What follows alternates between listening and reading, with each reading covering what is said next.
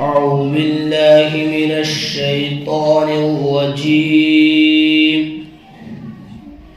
بسم الله الرحمن الرحيم.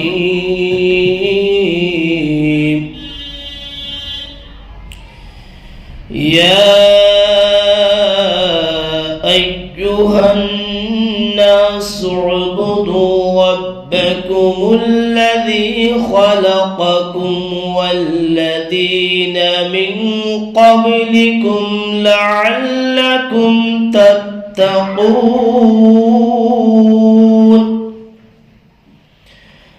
الذي جعل لكم الأرض فراشا والسماء بناء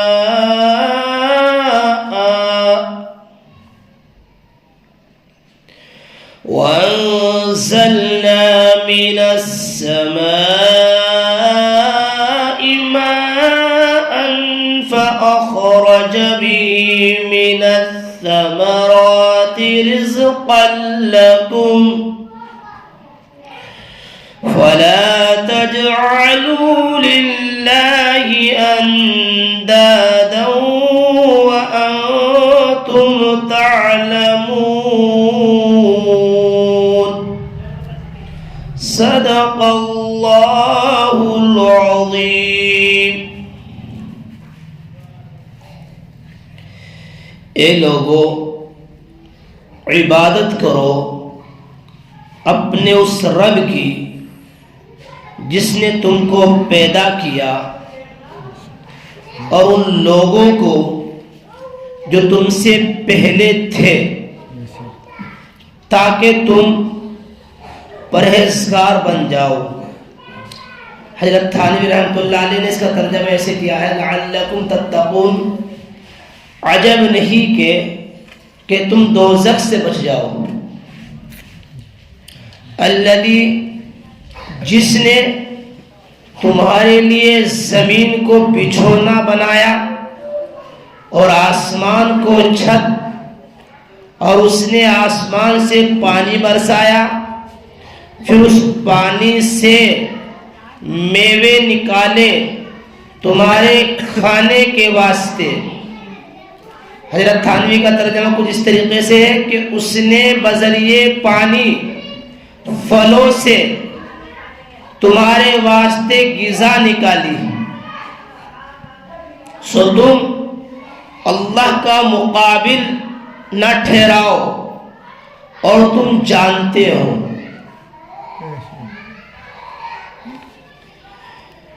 اللہ، یہ ترجمہ ہے ان دونوں آیتوں کا. بات چل رہی تھی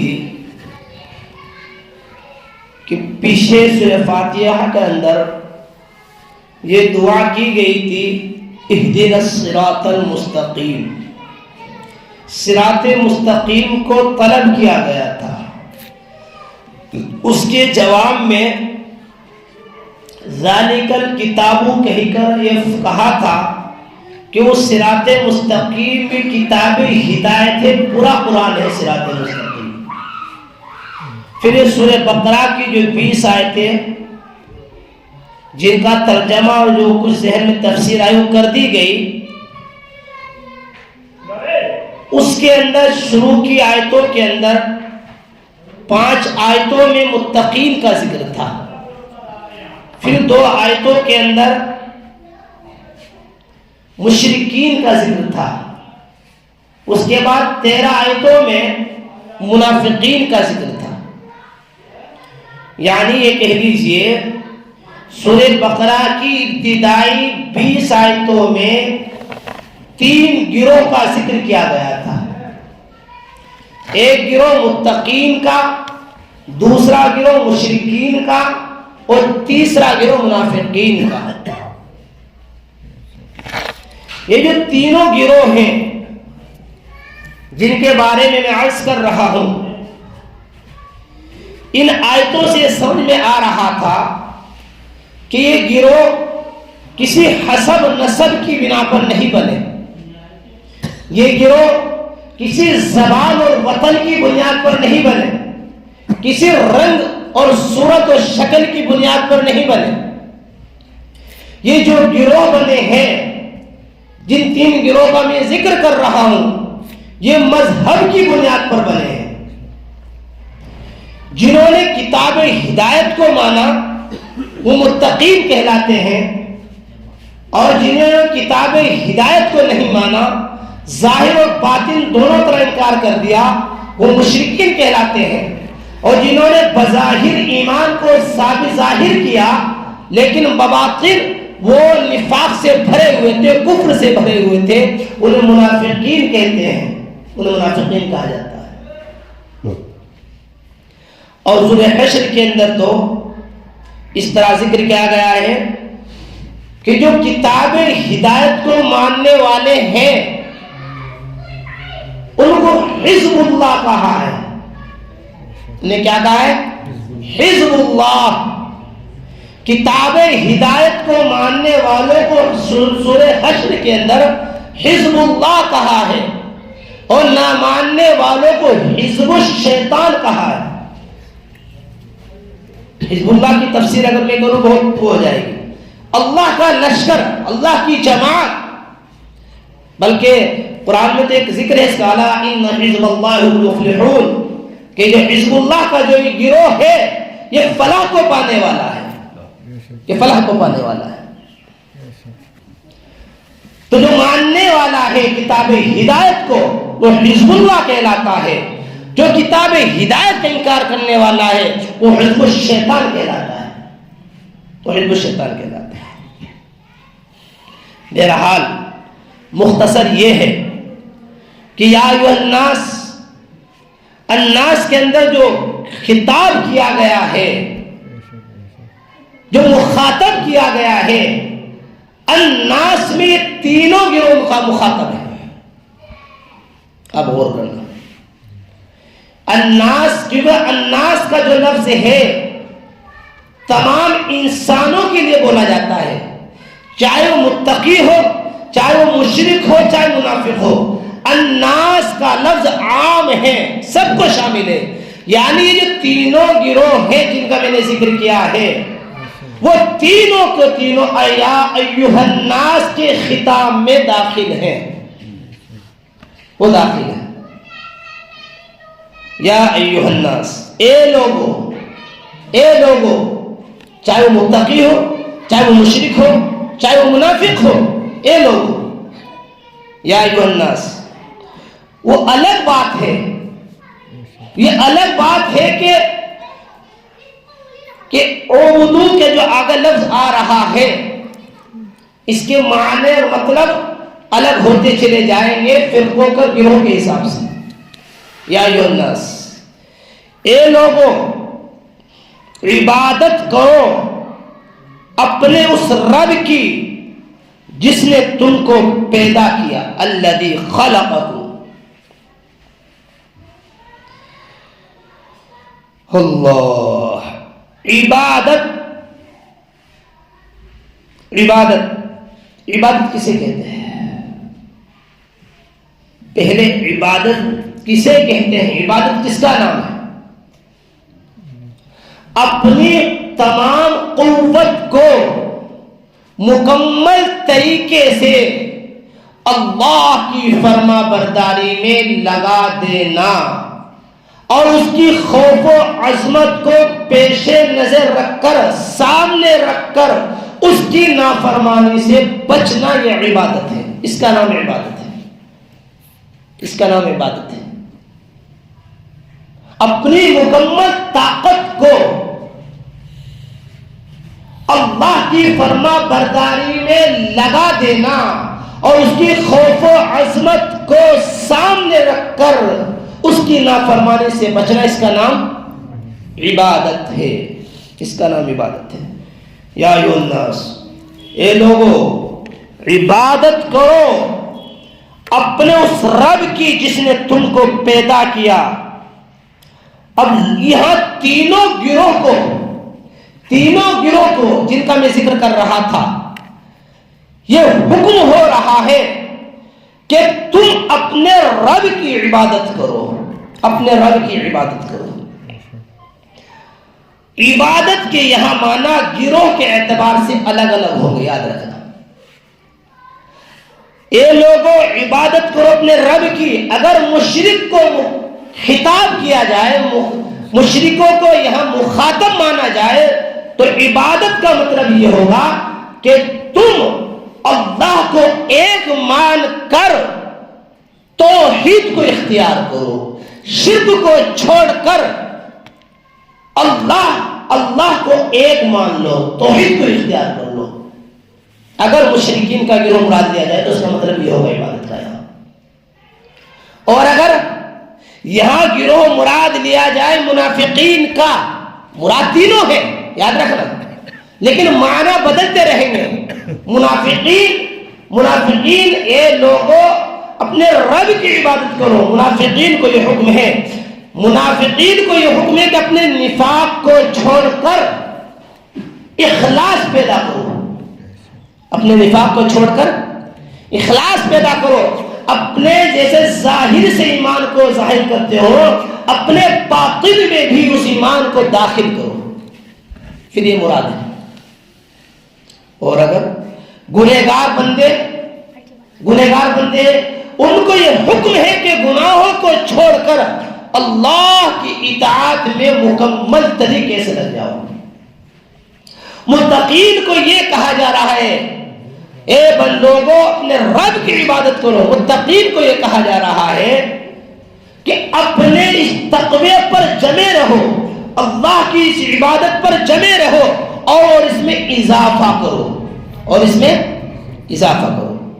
مراد تینوں گروہ ہیں لیکن عبادت کے معنی تینوں گروہ کے اعتبار سے الگ الگ ہوں گے، معنی ایک نہیں ہوں گے، معنی الگ الگ ہوں گے تینوں کے۔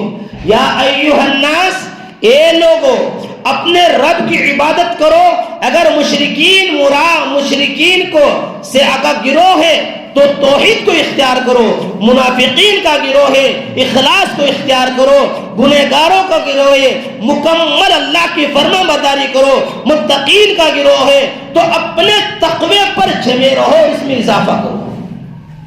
یا ایھا الناس اعبدوا ربکم، اے لوگوں عبادت کرو اپنے اس رب کی جس نے تم کو پیدا کیا اور ان لوگوں کو جو تم سے پہلے تھے۔ آپ غور کرنا، یہاں اللہ تعالیٰ نے یہ ذکر کیا اعبدوا ربکم، یہاں اللہ تعالیٰ رب کا لفظ اصطلاح ہے، حالانکہ اللہ کا لفظ لا سکتے تھے۔ اللہ کے اور بہت سارے نام ہیں، اللہ رحمان ہے، رحیم ہے، کریم ہے، لطیف ہے، رزاق ہے، وہاب ہے، بہت سارے نام ہیں اللہ کے، لیکن اللہ تعالیٰ یہاں نہ لفظ اللہ کو لائے نہ اپنے اسماء الحسنہ کو لائے۔ اسماء الحسنہ میں رحمان، رحیم، کریم، لطیف، یہ سب اسماء الحسنہ اللہ کے، لیکن ان کا ذکر نہیں کیا بلکہ رب کا ذکر کیا۔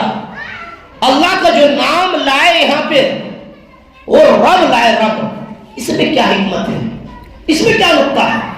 میں کہتا ہوں یہ قرآن ہے، اس میں کتنے غوطے لگاؤں گے اتنے جوہر اور موتی نکل کر آئیں گے۔ یہ قرآن ہے، اللہ کا کلام ہے، معجزہ ہے۔ رب کا استعمال کیا، کیوں کی ذکر کیا رب کو؟ اللہ بھی کہہ سکتے تھے۔ سنو، اللہ نے جو اپنی عبادت کے لیے کا دعویٰ کیا ہے کہ تم عبادت کرو اللہ کی، اللہ نے اس دعوے کے اندر لفظ رب لا کر یہ ثابت کر دیا، دلیل ثابت کر دی، ایک دلیل بھی ساتھ میں دعوے کی دلیل بھی دے دی۔ رب کی عبادت کرو، لفظ رب لا کر اللہ تعالیٰ نے بتا دیا کہ یہ دلیل بھی ہے، یہ شواہد بھی ہے اللہ کی عبادت کے، رب کے اندر موجود ہے۔ کس طریقے سے موجود ہے؟ حالانکہ رب کی میں نے تفسیر پیچھے کی تھی، الحمدللہ رب العالمین کے اندر تفسیر کی تھی، میں یہاں زیادہ تفسیر نہیں کروں گا لفظ رب کی۔ رب کے معنی آتے پرورش کے، پالنے والے کے، رب کے معنی یہ آتے ہیں۔ حالانکہ اس طرح میں کہ کسی کی تربیت، کسی کی اصلاح، اس کے مصالح کو سامنے رکھتے ہوئے درجہ بدرجہ آہستہ آہستہ اس کی اصلاح کرنا، اسے حد کمال تک پہنچانا، اس کے کمال کی حد تک پہنچانا، اس کو کہتے ہیں تربیت. اس کا نام تربیت ہے جو رب سے بنا ہے. بہرحال جی آپ یہ کیسے کہہ رہے کہ رب جو دعویٰ کیا عبادت کا، اس کے اندر دلیل ہے لفظ رب کے اندر؟ سنیے، رب کے معنی پرورش کے ہیں، پرورش کے ہیں. اللہ نے تمام مخلوقات، جتنی بھی مخلوق ہے، سب کی پرورش کرنے والا کون ہے؟ بولو. وہ اللہ ہے، وہ رب ہے، وہ رب ہے. جتنے انسان و جنات، درندے پرندے، تمام کی پرورش کرنے والا کون ہے؟ وہ رب ہے، وہ رب ہے، وہ رب ہے. اس لیے رب کو بغیر کسی اضافت کے، بغیر کسی کی نسبت کے، بغیر مخلوق کے لیے استعمال کرنا جائز نہیں. لفظ رب کا کسی مخلوق کے لیے بغیر اضافت کے استعمال کرنا جائز نہیں. لفظ رب کو یاد کرنا، یعنی اس لفظ رب کے اندر عبادت کا جو دعویٰ کیا ہے تو اس کی عبادت کرو، اس میں خود دلیل موجود ہے. لفظ رب کے اندر خود دلیل موجود ہے. رب کہ رب وہ ہے جس نے یہ ہمیں آنکھیں دی، رب وہ ہے جس نے ہمیں کان دیے، ہمیں سمیع بنایا، بصیر بنایا، عقل و ادراک دیا، ایک ماہر انسان بنایا. رب وہ ہے. پھر ہماری پرورش کی رب وہ ہے، رب وہ ہے، اس کو رب کہتے ہیں. اگر کوئی شخص یہ کہ یہ جو پتھروں سے بنے ہوئے بت ہیں، کوئی مخلوق کسی کی پرورش کر سکتی ہے؟ دوسرے کی وہ خود محتاج ہے اپنی تربیت کی. جتنی مخلوقات ہیں، جتنے پتھر سے بنا ہوئے بت ہیں، وہ سب اپنی تربیت کے محتاج ہیں. اور مجھے آپ بتاؤ، جو خود اپنی تربیت کے محتاج ہو وہ دوسرے کی کیا حاجت روائی کر سکتے ہیں؟ وہ دوسرے کیا، جو خود محتاج ہے وہ دوسرے کی حاجت روائی کر دے گا؟ نہیں کر سکتا، نہیں کر سکتا دوسرے کی ضرورت کو. تو بہرحال یہ جتنے پتھر سے بنائے، اپنے ہاتھوں سے بنائے ہوئے بت ہیں، جو مخلوق ہے وہ رب نہیں ہو سکتے. رب کون ہے؟ رب اللہ ہے. رب وہ ہے جو پالن ہار ہے، رب وہ ہے جو پروردگار ہے، رب وہ ہے. تو عبادت تم اپنے کرو، کس کی؟ رب کی. کیوں کرو؟ اس میں خود دلیل ہے. اس لیے کرو کہ وہ پالنے والا ہے، اس نے ہمیں پالا ہے. چاہے وہ مشرکین ہو، چاہے وہ منافقین ہو، چاہے وہ متقین ہو، سب کا پالنہار رب ہے، اللہ ہے. سب کا پالنہار اللہ ہے. اس لیے اے لوگوں، یا ایھا الناس اعبدوا ربکم، اے لوگوں اپنے رب کی عبادت کرو، اپنے رب کی عبادت کرو. اس لیے لفظ رب لائے، اللہ کا لفظ لائے. اللہ الذی خلقکم، جس نے تم کو پیدا کیا، جس نے تم کو پیدا کیا. والذین من قبلکم، اور لوگوں کو جو تم سے پہلے تھے. اب الذی خلقکم کے اندر جو لفظ رب ہے، جو اللہ کا نام ہے، اس کی کچھ صفات خاصہ کو بیان کیا جا رہا ہے. اللہ کے جو رب کی جو صفات ہیں ان کو بیان کیا جا رہا ہے آگے. کس طریقے سے؟ کہ رب وہ ہے الذی خلقکم، تم کو پیدا کیا، تم کو پیدا کیا. والذین من قبلکم، اور تم سے پہلے کو پیدا کیا. رب وہ ہے ہمیں پیدا کیا. پیدا کس طریقے سے کیا؟ اللہ نے، دیکھو، غور و فکر کرو. یعنی اللہ تعالیٰ نے چیزیں رب کی صفت سب سے پہلے یہ لائی گئی ہے کہ تم کو پیدا کیا. انسان خود اپنی ذات میں غور و فکر کر لے، صرف اپنی ذات میں غور و فکر کر لے. ایسا ہو ہی نہیں سکتا وہ اپنے رب کی عبادت نہ کرے، ایسا ہو ہی نہیں سکتا. کیوں؟ الذی خلقکم، جس نے تمہیں پیدا کیا اسی کی تو عبادت کرے گا. اور کس کی عبادت کرے گا؟ یا جس کو تم اپنے ہاتھوں سے بنا رہے اس کی عبادت کرو گے؟ کس کی عبادت کرو گے؟ جس نے ہمیں بنایا، جس نے ہمیں بنایا. الذی خلقکم، جس نے تم کو پیدا کیا، اس رب کی عبادت کرو، اس رب کی عبادت کرو. کیسے پیدا کیا؟ قرآن میں بہت سی جگہ ہے، بہت سی جگہ. وَلَقَدْ خَلَقْنَا الْإِنسَانَ مِنْ سُلَالَةٍ مِنْ طِينٍ، اللہ نے انسان کو بنایا مٹی کے خلاصے سے، جوہر سے. یا یہ کہہ لیجئے جو پانی ہوتا ہے نا، پانی منی اس سے پیدا کیا. وَلَقَدْ خَلَقْنَا الْإِنسَانَ مِنْ سُلَالَةٍ مِنْ طِينٍ ثُمَّ جَعَلْنَاهُ نُطْفَةً فِي قَرَارٍ مَكِينٍ. پھر اس کو ایک مضبوط جگہ میں ٹھہرایا. وہ کیا ہے؟ ماں کی رحم، ماں کا رحم. ثم جعلناه نطفة، کیا نطفہ بنا کے منی کا قطرہ بنا کے. ثم جعلناه نطفة في قرار مكين ثم خلقنا النطفة علقة. پھر اس نطفے کا کیا بنایا؟ علقہ، خون بستہ بنایا، جمع ہوا خون بنایا.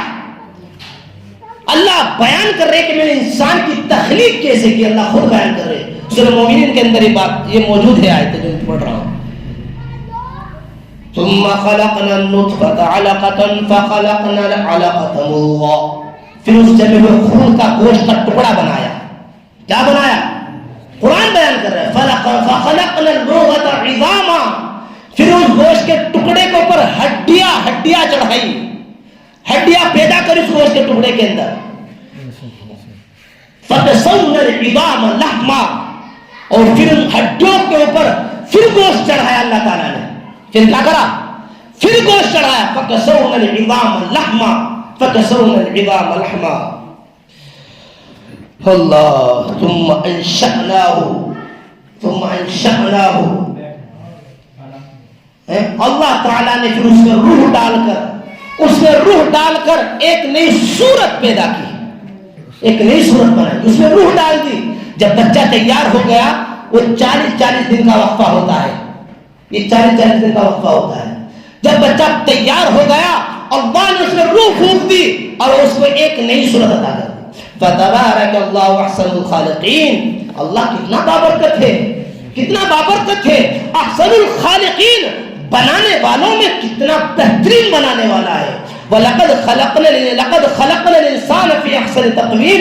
کہ انسان کو اللہ نے کتنا خوبصورت بنایا، کتنا حسین و جمیل بنایا. اللہ نے کتنا حسین و جمیل بنایا. تو اللہ یہی کہہ رہے ہیں، اے لوگوں اپنے اس رب کی عبادت کو اچھنے. اگر انسان خود اپنی ذات میں غور و فکر کر لے، اللہ نے انسان کو کیسے کس انداز سے بنایا، کس طریقے سے بنایا، ایسا ہو ہی نہیں سکتا وہ اپنے رب کی عبادت نہ کرے. ربکم الذی خلقکم والذین من قبلکم. میں مختصر کر رہا ہوں. اور وہ لوگ جو تم سے پہلے تھے، والذین من قبلکم، اور وہ لوگ جو تم سے پہلے تھے. تم سے پہلے کون تھے؟ یعنی امت محمدیہ سے پہلی جو امتیں تھی، جو ہمارے آبا و اجداد تھے، سب کو اس نے پیدا کیا. کس نے؟ جو ہمارا رب ہے، ہمیں بھی اسی نے پیدا کیا. اور جو ہم سے پہلی امتیں تھی، ان سب کو کس نے پیدا کیا؟ ہمارے رب نے پیدا کیا. والذین من قبلکم. آپ غور کرنا، والذین من قبلکم کا لفظ استعمال کیا. من قبلکم، جو تم سے پہلے تھے. تو اللہ کو یہ بھی کہہ دینا چاہیے تھا جو تم سے بعد والے ان کو بھی پیدا کیا. والذین من قبلکم کے بجائے اس کے ساتھ ساتھ من بعدکم بھی دیکھا تھا اللہ، کہ جو تم سے پہلے ان کو بھی پیدا کیا اور جو تم کے بعد والے ان کو بھی پیدا کیا. ایسا کیوں نہیں ہوا؟ من قبلکم کے بعد من بعدکم کیوں نہیں لائے اللہ قرآن میں؟ کیا وجہ اس کی؟ اس میں کیا حکمت ہے؟ اس میں کیا نکتہ ہے؟ والذین من قبلکم کہہ کر اللہ نے یہ بتا دیا کہ امت محمدیہ کے بعد کوئی دوسری امت نہیں آئے گی. آپ غور کریں، یعنی اب بعد میں کوئی امت نہیں آئے گی. محمد آخری نبی ہیں، ایسی ان کی امت بھی آخری امت ہے. والذین من قبلکم سے بات سمجھ میں آتی ہے. من قبلکم کہ یہ امت بھی آخری امت ہے. نبی آخری ہے تو امت بھی آخری ہے. نبی نہیں آئیں گے تو کوئی امت بھی نہیں آئے گی. تا قیامت کتنے لوگ آئیں گے، سارے کے سارے امت محمدیہ میں شریک ہیں. اس لیے من بعدکم نہیں لائے. ہاں، جو پہلے تھے وہ دوسری امتوں میں شامل تھے. حضرت موسیٰ کی، حضرت عیسیٰ کی، حضرت ابراہیم کی بہت ساری امتیں. والذین من قبلکم، اے لوگو اپنے اس رب کی عبادت کرو جس نے تم کو پیدا کیا. اور ان لوگوں کو پیدا کیا من قبلکم جو تم سے پہلے تھے. بات سمجھ میں آ رہی ہے؟ یہ بات سمجھ میں آ رہی ہے؟ لعلکم تتقون تاکہ تم پرہیزگار بن جاؤ، تاکہ تم پرہیزگار بن جاؤ. تم اس شرک کو چھوڑ کر، اس نفاق کو چھوڑ کر عجب نہیں کہ دوزخ سے بچ جاؤ. شرک چھوڑ دو، توحید کو اختیار کر لو، نفاق چھوڑ دو، اخلاص کو اختیار کر لو، ظاہر و باطن کو ایک بنا لو، اور پھر کیا ہوگا؟ لعلکم تتقون، دوزخ سے بچ جاؤ گے. کیا ہو جائے گا؟ دوزخ سے بچ جاؤ گے. لعلکم تتقون. اللہ لعلکم امید ہے کہ تم کو، امید ہے کہ، اب غور کرنا، امید جب توحید میں داخل ہو گیا، اعمال صالحہ کرنے لگا، تقوی اختیار کر لیا، پھر امید کا ہے؟ امید کا کیا مطلب؟ پھر تو یقینی طور سے جنت ملنی چاہیے اسے. پھر اللہ تعالیٰ یہ کیا کرے گا؟ لعلکم تتقون، امید ہے کہ. امید کا کیا؟ وہ تو یقینی ہے. سمجھنا، غور کرنا. قرآن جو ہے غور سے سنو گے سمجھ میں آئے گا، سمجھ میں آئے گا کہ امید کا کوئی مطلب نہیں. جو کہ جو ایمان ہے اور اعمال صالحہ ہیں وہ یقینی طور سے جنت کے اعمال ہیں. لیکن پھر امید کا کیا؟ جہنم سے بچنے کے اعمال ہیں. پھر اللہ یہ کرے امید کہ تم جہنم سے بچ جاؤ، دوزخ سے بچ جاؤ. اس میں کیا حکمت ہے؟ میں کہہ رہا ہوں قرآن حکمتوں سے بھرا پڑا ہے. قرآن میں جتنا آپ غور کرو گے، جتنا غور کرو گے، ہر لفظ میں کچھ نہ کچھ آپ کو حکمتیں اور کچھ نقطے اور کچھ باریکی آپ کو مل جائیں گے قرآن کے اندر، جس میں ہر لفظ میں، ہر نقطے میں ہمارے لیے سبق ہے. لعلکم تتقون. اس میں اس وجہ سے اللہ نے کہا کہ لوگوں، یہ جو اعمال اور ایمان ہے، یہ اعمال و ایمان جو تمہارے ہیں، سمجھ لینا دوزخ سے بچنے کے لیے، دوزخ سے بچنے کے لیے دوزخ سے بچنے ان پر موقوف نہیں. دوزخ سے بچنا ان پر موقوف نہیں ہے. اللہ انسان کے ذہن کو سنوار رہے ہیں. یہ انسان یہ جو ایمان اور اعمال ہیں، یہ دوزخ سے بچنا ان پر موقوف نہیں، بلکہ فضل خدا بندی پر موقوف ہے. اور کر رہے آپ، اللہ نے انسان کے ذہن کو صحیح کرا. اپنے ذہن کو صحیح کر، اپنے اعمال پر تو ایسا نہ سمجھ، تکبر نہ کر بیٹھنا، سرکشی نہ کر بیٹھنا. نہیں، یہ جو اعمال اور ایمان ہے دوزخ سے بچنا ان پر موقوف نہیں، بلکہ فضل خدا بندی پر موقوف ہے. یہ جو ایمان اور اعمال کی توفیق ہو رہی ہے، یہ فضل خدا بندی کی علامت ہے، اس کی نشانی ہے، علت نہیں ہے. فضل خدا بندی کی علت نہیں ہے، علامت ہے، نشانی ہے. اس لیے لعلکم تتقون کہا، اس وجہ سے کہا لعلکم تتقون، تاکہ تم متقی ہو جاؤ، پرہیزگار بن جاؤ. عجب نہیں کہ دوزخ سے بچ جاؤ. اللہ، اس آیت کے اندر اللہ کے ان انعامات کو گنوایا گیا ہے. غور کرنا کہ جو رب نے اس کی ذات پر کی ہے. آپ غور کریں، اللہ نے اس آیت میں ان انعامات کو گنوایا ہے، ان نعمتوں کو گنوایا ہے جو اس کی ذات میں موجود ہے. انسان کی پیدائش کیا ہے؟ بولو، ذاتی چیز ہے نا، ذات میں ہے نا. ان کو کہا جاتا ہے نعم انفسی، ذاتی نعمتیں، انعامات انفسی کہا جاتا ہے انہیں. جو انسان کی ذات پر اللہ کے انعامات ہیں، اس قرآن کی اس والی آیت میں اللہ کے ان انعامات کا ذکر ہے جو انسان کی ذات سے تعلق رکھتے ہیں. یا ایھا الناس اعبدوا ربکم الذی خلقکم، اے لوگو اپنے اس رب کی عبادت کرو جس نے تم کو پیدا کیا، والذین من قبلکم، اور ان لوگوں کو پیدا کیا جو تم سے پہلے تھے، جو تم سے پہلے تھے بنو انسان سب کو پیدا کیا لعلکم تتقون تاکہ تم پرہیزگار بن جاؤ. اور بقول حضرت تھانوی رحمۃ اللہ علیہ کے کہ عجب نہیں کہ دوزخ سے بچ جاؤ. بیان قرآن میں یہ ترجمہ کرا اس کا لعلکم تتقون. الذی جعل لکم الارض فراشا، اور وہ ذات جس نے تمہارے لیے زمین کو بچھونا بنایا. رب کی یہاں اور صفات لائے، رب کی اور صفات لائے کہ رب کون ہے. رب وہ ہے جس نے تمہیں بنایا، تم سے پہلے کو بنایا. اور رب وہ ہے جس نے تمہارے لیے زمین کو بچھونا بنایا. اس دوسری آیت کے اندر اور سنو بھائی ادھر دیکھو، اس دوسری آیت کے اندر یہ قرآن کا ذکر ہو رہا ہے، آپ اس پہ غور کیجیے.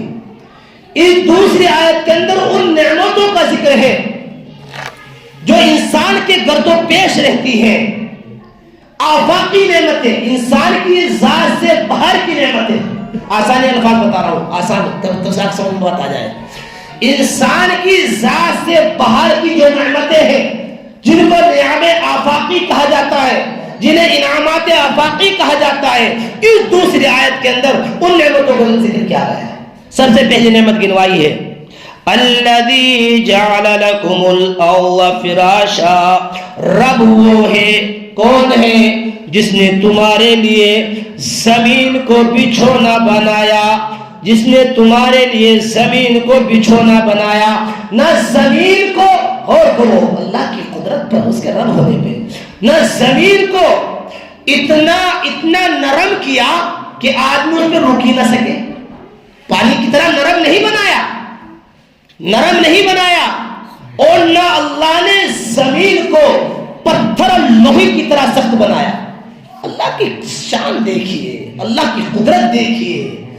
اللہ نے زمین کو نہ بالکل نرم بنایا کہ آدمی رک نہ سکے پانی کی طرح، اور نہ اتنا لوہے پتھر کی طرح سخت بنایا، بلکہ نرمی اور سختی کے بیچ بنایا تاکہ انسان اس زمین سے فائدہ اٹھائے. اس زمین سے فائدہ اٹھائے. اللہ نے بیچ کا بنایا. دیکھا نا، نلکے گاڑتے ہیں، سمرسیبل گاڑتے ہیں، پانی نکالتے ہیں. اگر اللہ زمین کو پتھر اور لوہے کی طرح بنا دیتے، کیسے پانی نکالتے، کیسے انسان فائدہ اٹھاتا، پھر اللہ کی نعمت کیسے ہوتی. اور اللہ تعالیٰ اپنی نعمتوں میں شمار کرا رہے کہ میرے زمین کو اے انسانوں تمہارے لیے بچھونا بنایا. رب وہ ہے جس نے زمین کو تمہارے لیے بچھونا بنایا. الذی جعل لکم الارض فراشا. فراش سے آپ یہ نہ سمجھ بیٹھیے کہ زمین گول نہیں ہے. فراش کے لفظ سے آپ یہ نہ سمجھ بیٹھیے کہ زمین گول نہیں ہے. زمین گول ہے، اس کا کرہ گول ہے. اگرچہ دیکھنے میں سطح ایک نظر آتی ہے، زمین کی سطح بظاہر ایک نظر آتی ہے، اس کا کرہ گول ہے. یہ قرآن کا انداز ہے کہ قرآن کسی چیز کو اس کی کیفیت کے ساتھ بیان کرتا ہے، اس کی حالت کے ساتھ بیان کرتا ہے تاکہ سمجھنے والے کے لیے آسانی پیدا ہو جائے. چاہے وہ سمجھنے والا عالم ہو، جاہل ہو، ان پڑھ ہو، یا دیہاتی ہو، شہری ہو، تاکہ اس کے لیے آسانی ہو جائے. فراش کے لفظ آپ سمجھ بیٹھے کہ زمین گول نہیں، زمین گول ہے، اس کا پورا گول ہے فراش. تو رب وہ ہے الذی جعل لکم الارض فراشا. میں اور تفسیر کچھ کرتا لیکن بہرحال مختصر رکھیے. رب وہ ہے جس نے تمہارے لیے زمین کو فراشا بچھونا بنایا. کیا بنایا؟ بچھونا بنایا. انسان فائدے اٹھا رہے ہیں اس سے دنیا بھر میں. ایک آدھ مثال میں نے آپ کے سامنے پیش بھی کر دی. اللہ والسماء بناء، اور آسمان کو چھت بنایا. آسمان کو چھت بنایا.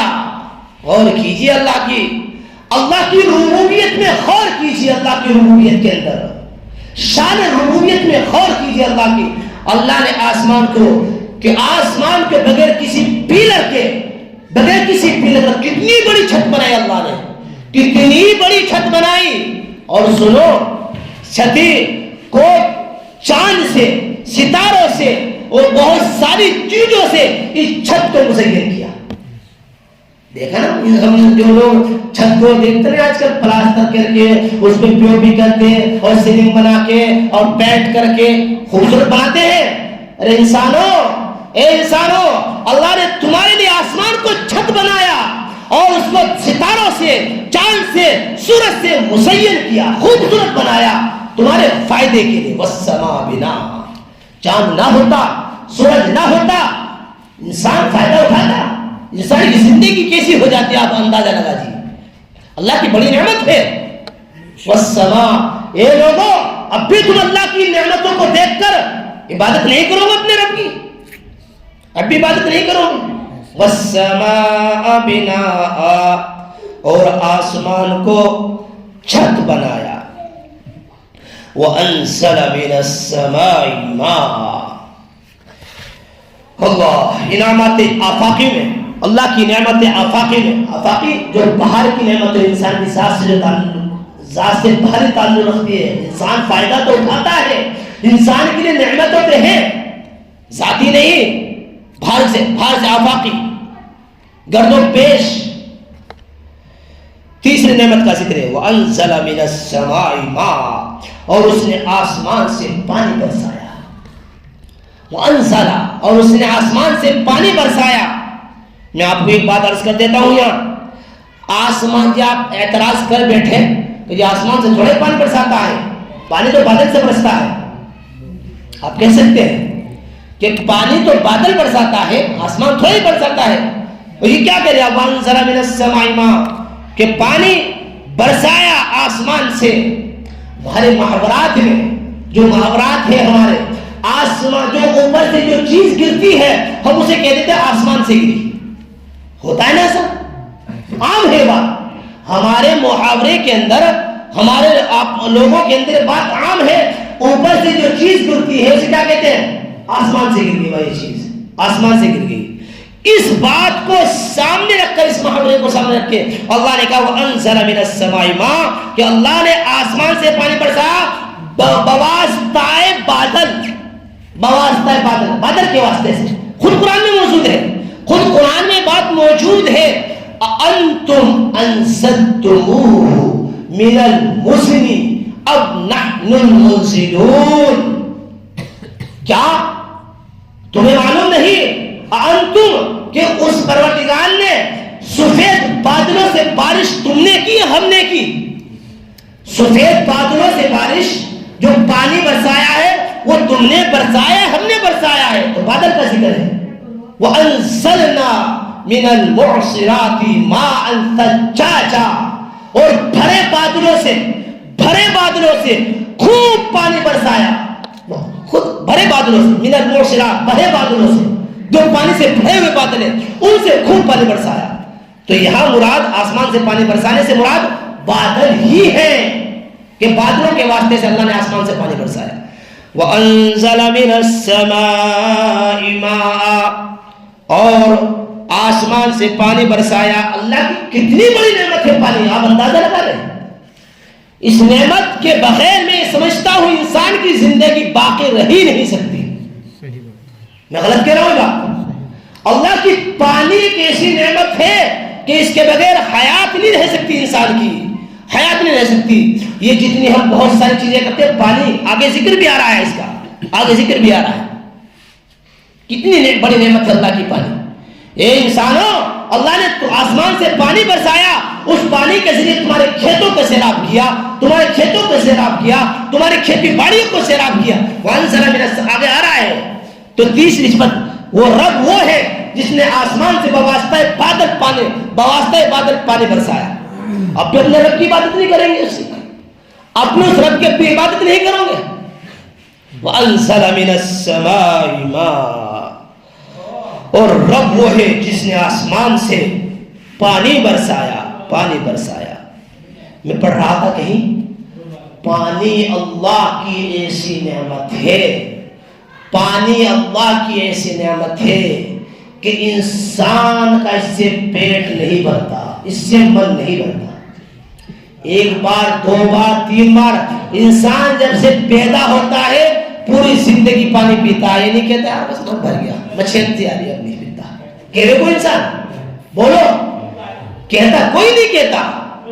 کتنی بڑی نعمت اللہ کی پانی، کتنی اتنی بڑی نعمت اس رب نے دی، کوئی اس رب نے دی تو اب اس کی بات نہیں کرے گا. وَأَنزَلَ مِنَ السَّمَاءِ مَاءً، اور آسمان سے پانی برسایا. فَأَخْرَجَ بِهِ مِنَ الثَّمَرَاتِ رِزْقًا لَكُمْ، پھر اس نے اس پانی کے ذریعے میوے نکالے تمہارے کھانے کے واسطے. پھر اس پانی کے ذریعے اس نے پھل نکالے تمہاری غذا کے واسطے. ہے نا ایسا؟ اللہ نے اس پانی کے ذریعے کھیتیاں، باغات، نہ جانے کیا کیا نعمت اللہ نے اس پانی کے ذریعے تیار کی ہے. کرین ہمارے لیے اللہ نے ہمارے لیے تیار کی ہے. پانی، اگر پانی نہ ہو کسان جانتے کیا حل ہو جاتا ہے، باغ والے جانتے کیا حل ہو جاتا ہے، کتنا عجیب حالت ہو جاتی ہے. اللہ اس کو اپنی نعمتوں میں شمار کر رہے ہیں کہ ہم نے اس پانی کے ذریعے تمہارے لیے پھل اگائے اور ان پھلوں کو، میووں کو تمہارے لیے غذا بنائی اور غذا بنا کر اس سے نطفہ بنایا. اس نطفے کے ذریعے تمہارا دنیا میں وجود آیا. تم نیست تھے، ہیست ہوئے، تم نابود تھے، بود ہوئے. الفاظ تھوڑے سے مشکل سے، تم دنیا میں نہیں تھے تو دنیا میں تمہارا وجود ہوا. غور کر رہے ہیں؟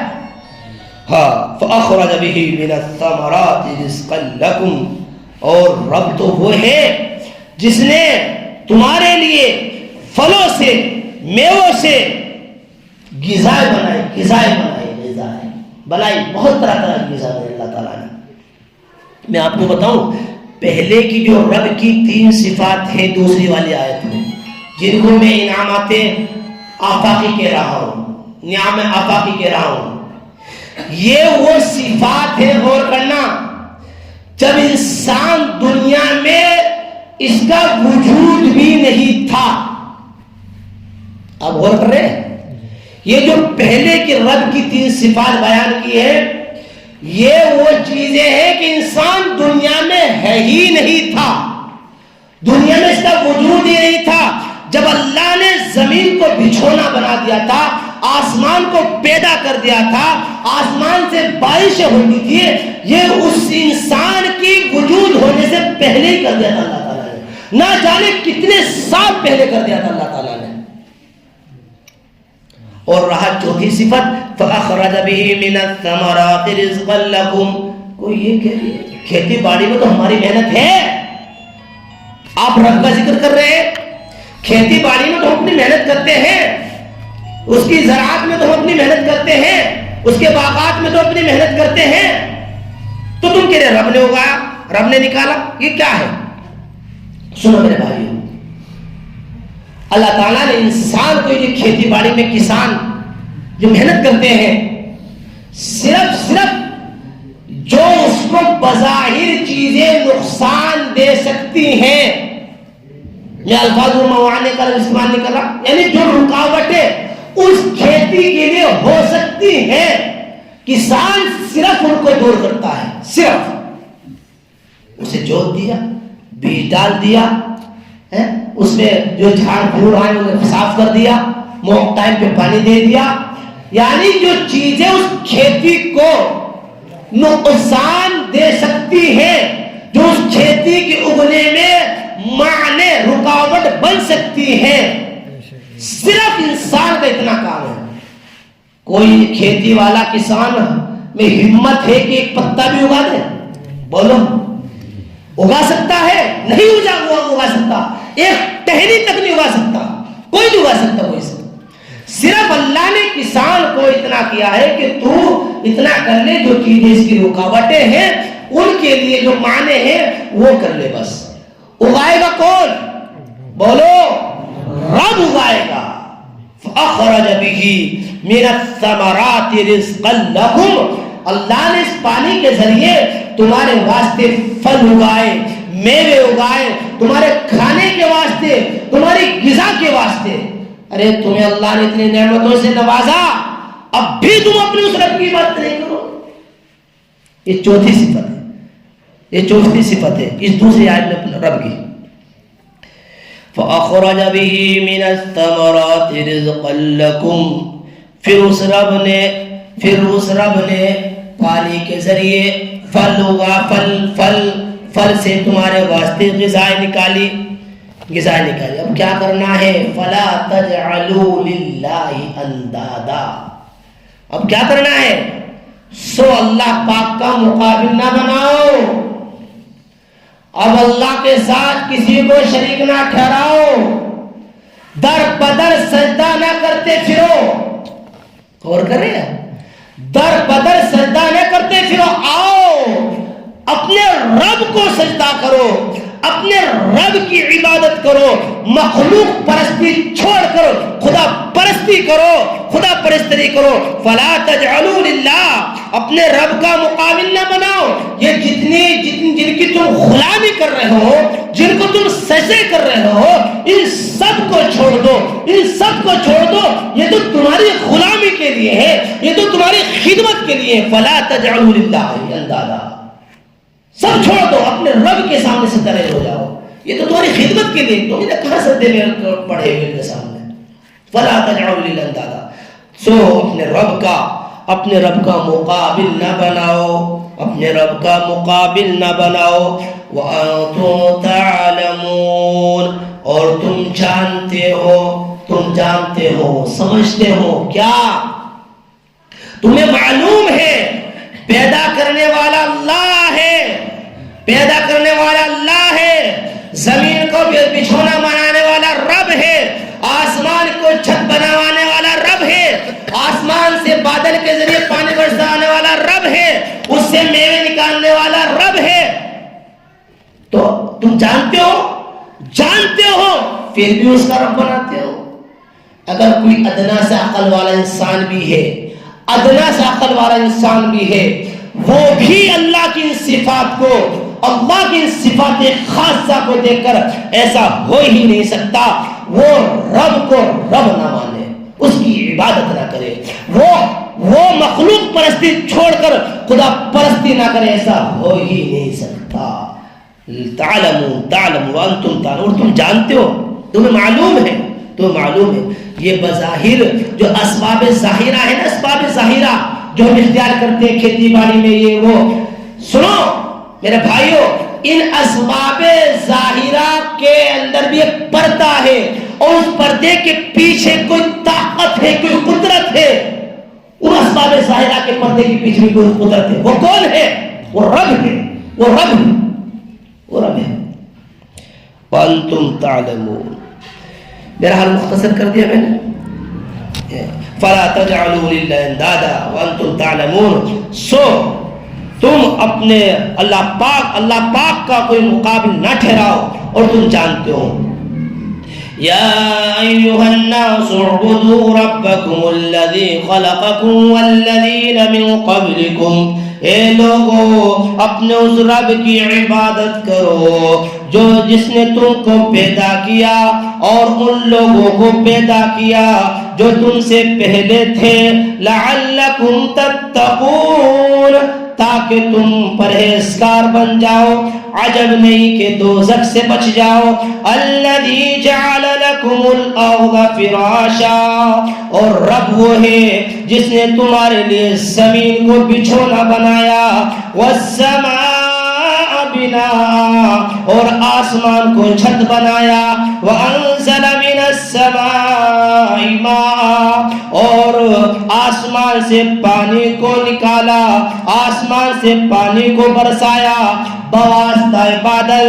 فاخرج به من الثمرات رزقا لكم، پھر بذریعے پانی فلوں سے تمہارے واسطے غذائیں نکالی. فلا تجعلوا للہ اندادا، سو اللہ پاک کے مقابل نہ ٹھہراؤ، وانتم تعلمون، اور تم جانتے ہو، تمہیں معلوم ہے، اگر تم تھوڑی سی بھی غور و فکر کر لو گے، تھوڑی سی بھی غور و فکر کر لو گے، ایسا ہو ہی نہیں سکتا کہ تم اپنے رب کی عبادت نہ کرو، ایسا ہو ہی نہیں سکتا اگر تم نے ذرا سی بھی غور و فکر کر لی۔ ایک ویگانک ہے، فلاسفر ہے، بہت بڑا فلاسفر ہے، لیکن اگر وہ اللہ کو نہ پہچانے تو میں سمجھتا ہوں اس کی مثال ایسی ہے جیسے کہ وہ ٹرین اور وہ گاڑ کھڑا رہتا ہے، وہ لے کے بتی، ایک ہری جھنڈی اور ایک وہ ریڈ لال والی جھنڈی، وہ جب ہری جھنڈی دکھاتا ہے تو ٹرین چل جاتی ہے، جب وہ لال جھنڈی دکھاتا ہے تو ٹرین رک جاتی ہے۔ تو کسی دیہاتی نے سمجھا یار ان جھنڈی میں طاقت ہے روکنے کی، اتنی بڑی ٹرین کو کیسے روک دیا جھنڈی نے، اور اتنی جھنڈی نے اتنی بڑی ٹرین کو کیسے چلا دیا، اتنی بڑی ٹرین کو کیسے چلا دیا۔ ہمارے کو اسے یہ نہیں پتا، ارے روکنے والا تو ڈرائیور ہے، یا یہ کہہ دیجیے ڈرائیور سے اوپر کی بات اس کے پرزے ہیں، اور پرزے کو بھی چھوڑیے، وہ جو اس کے اندر اسٹیم ہے وہ ہے اسے روکنے والی، اور چھوڑیے اوپر کی بات اس اسٹیم کو بنانے والا، اس پانی کو بنانے والا جو ہے وہ ہے اسے روکنے والا۔ تو اس ویگیانک کے اس میں بیچارے فلاسفر کی مثال تو ایسی دیہاتی کی طرح جو اپنے رب کو پہچان پا۔ اللہ تعالیٰ ہم سب کو ان باتوں پر عمل کی توفیق دے دے، اور پروردگار عالم ہمیں اپنے رب کی خوب عبادت کرنے کی توفیق دے دے، اور اللہ تعالیٰ ہمارے دلوں میں رب کا یقینی طور سے رب ہونے کا اللہ یقین پیدا فرما دے۔ واقع دعوانا الحمدللہ رب العالمین۔